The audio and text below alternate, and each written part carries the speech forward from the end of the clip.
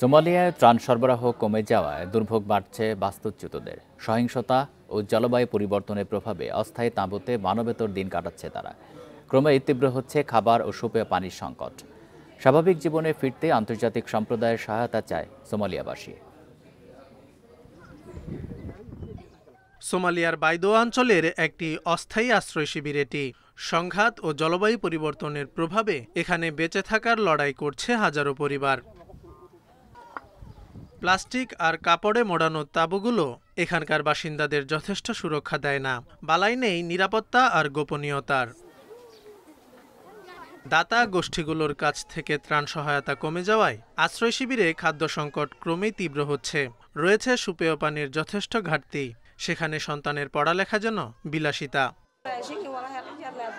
এখন আমাদের কাছে আর ত্রাণ সামগ্রী আসে না। ঘরে খাবার না থাকায় আমরা খুবই ক্ষুধার্ত।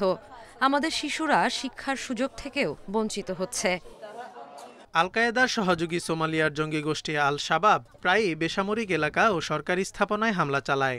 এছাড়া দেশটিতে সক্রিয় ছোট ছোট কয়েকটি বিদ্রোহী গোষ্ঠী, যাদের কেউ কেউ জলদস্যুতার সঙ্গে জড়িত। সোমালিয়ার মতো দেশগুলোর অর্থনীতি অত্যন্ত ভঙ্গুর। জলবায়ু পরিবর্তনের প্রভাবে এসব দেশ ভঙ্গুর, যার জন্য মূলত পশ্চিমা দেশগুলো দায়ী। তাছাড়া বিশ্বের বিভিন্ন অঞ্চলে চলমান যুদ্ধ সংঘাতের প্রভাবও সোমালিয়ার ওপর পড়ছে। জলদস্যুতা বা চরমপন্থার প্রভাব তো আছেই। স্বাভাবিক জীবনে ফিরতে চায় সোমালিয়ার সাধারণ মানুষ।